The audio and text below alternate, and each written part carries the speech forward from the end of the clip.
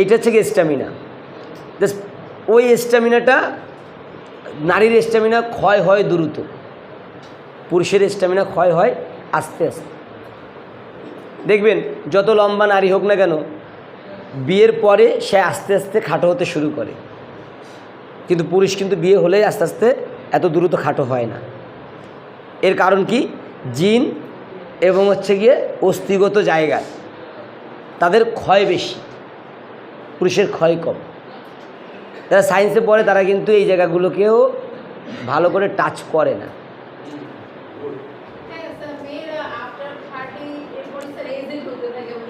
না, এটা আমি কি বললাম যে এখানে হচ্ছে কি আপনি প্রতিটা, আপনার মানুষ কি, মানুষ একটা ধাতু, আপনার তামা পিতল কাঁসা সব কিছুর ক্ষয় আছে না, মানুষেরও ক্ষয় আছে। কারণ কি? এই সকল জিনিসের হচ্ছে গিয়ে সবচাইতে বড় ধাতু হচ্ছে গিয়ে মানুষ। মানুষ ধাতু ব্যবহার করে না, কেন ব্যবহার করে জানেন? এই যে আমরা যে বিভিন্ন গবেষণার দেখি যে হচ্ছে গিয়ে তামা বললে একরকম কাজ হয়, পিতল বললে একরকম কাজ হয়, কাঁসা বললে একরকম কাজ হয়। এর কারণটা কি? আপনি তো মানুষ হচ্ছে, আপনার বডিতে হচ্ছে গিয়ে ধাতুর সম্পর্কটা কি? কেন কাজ করবে আপনার বডি? পাথর আপনার বডিতে কাজ করবে, কেন কাজ করবে?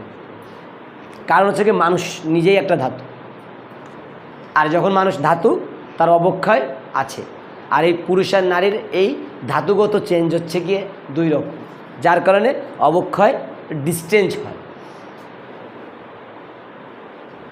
এই জিনিসগুলো আমরা জানি না, এটা হচ্ছে গিয়ে মূল গ্রামার। এইটা আপনি জানলে হচ্ছে কি আপনি কখনোই তর্ক জড়াবেন না।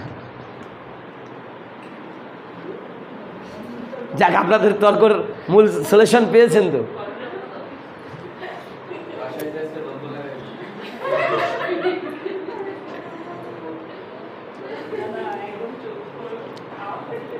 তাহলে দেখেন যে এরা কি করেছে, এই সময়কাল আনুমানিক খ্রিস্টপূর্ব 3500 থেকে 3000 সালের মধ্যে, যখন মানুষ প্রথম লেখা শুরু করেছিল। এটি পুরোপুরি একটি মাথা ছিল না, বরং মার্বেল নির্মিত মাথাটির পেছন দিকটা কাঠের সাথে সংঘবদ্ধ, তার মাথায় সোনার পরচুলা লাগানো ছিল। মানে আমরা পরচুল বলি যেটাকে, মাথার মধ্যে স্বর্ণের চুল লাগানো ছিল বলে ধারণা করা হয়। ভ্রুর অংশ গর্ত করে কাটা, যাতে রঙিন পাথর ও শঙ্খ বসানো ছিল। চোখটি বড় করে নির্মিত, প্রতিটি কোণ দেবী, সন্ন্যাসী, রানীর কিনা তাও জানা যায় না। ভাস্কর্যটির মডেলিং বেশ নরম, এক ধরনের মর্মী ভাব এতে লক্ষ্য করা। শিল্পীর পরিশিল্পিত মানসিকতার প্রতিফলন এতে লক্ষ্য করা যায়, যে সময়ের ভাস্কর্য অববাহিত ছিল। ওয়ার্কার এর এই মাথাটি দেখলে এর অতিকায় চোখ দেখে আমরা অবাক হই। তেল আসমারে প্রাপ্ত সমাপ্ত ফিগারে এরকম বড় চোখ রয়েছে। এ ব্যাপারটি শুধু যে সুমেরীয় শিল্পকলার ক্ষেত্রে প্রযোজ্য তাই নয়, সব প্রাচীন শিল্পকলায় এমনটি দেখা গেছে। দার্শনিক অ্যারিস্টটল যেমন বলেছিলেন যে জীবজন্তু থেকে মানুষ যেমন আলাদা, তেমনি তার দৃষ্টিশক্তি ও বিবেক সম্পন্ন। তার বহু পূর্ব থেকেই মানুষ তার চোখের ক্ষমতাকে বিশ্বাস করত, ভয় করত চোখের সম্মোহন শক্তিকে। প্রাচীন সমাজে দুষ্টু চোখকে ভয় পেত। প্রাচীন সভ্যতা বড় বড় আয় প্রতারণের কথা জানে। আমরা জানি দৃষ্টিভঙ্গি ছিল ঈশ্বরতুল্য। এদের মধ্যে বিখ্যাত হয়ে আছেন ব্যাবিলনের হাম্বুরাবি, মুসানবি, স্পার্টার, লিগারগ্যাস এবং এথেন্সের সলন। যে দেখেন বলছে ভাস্কর্য যে এটা ছিল, এইখানে পুরোপুরি আকারে কোনো মানব দেহকে ইন্ডিকেট করে দেখানো হয়নি। তাহলে কি বলা হচ্ছে, ভাস্কর্যগুলোকে এমনভাবে তৈরি করা হতো বা এমন সাদৃশ্যতা দেখানো হতো, সেখানে দেবদেবতাকে ইন্ডিকেট করা হয়েছে।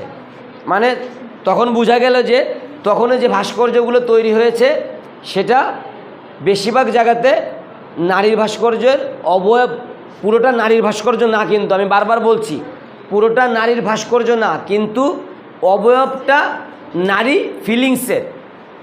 যেমন বলছে চুলটা যেটা করছে স্বর্ণের চুল, মানে চুলটা কিন্তু পুরুষের চুল আমরা গতানুগতিক জায়গায় কি একটু ছোটো বা এসে দেখি নারীর চুল লম্বা, তাহলে ওই যে কিন্তু আবার ফেসটা যেটা করেছে সেটা অবিকল নারীর না, চোখটাকে কি করেছে গর্ত করে রেখে দিয়েছে। আসলে তো আমাদের এই মনি খুলে ফেলে চোখটা গর্তই হয়ে যায়, তাই না?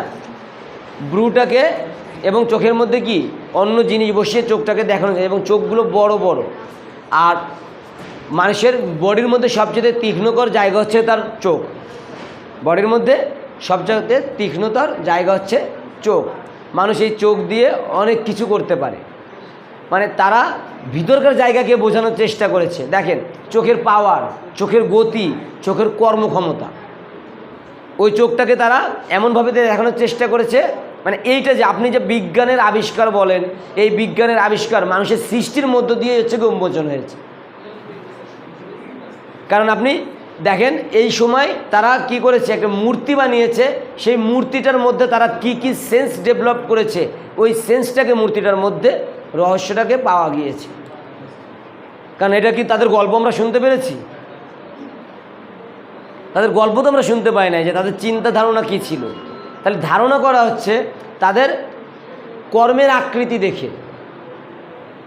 তাহলে এইটা হচ্ছে ভাস্কর্যের মূল জায়গা ছিল। এবং এই সময়কার ভাস্কর্যে বডিকে প্রাধান্য দিত না, প্রাধান্য দিত মানুষের মাথাকে।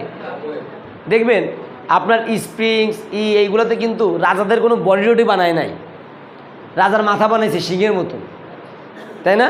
আপনার স্প্রিংস দেখেছেন মিশরীয়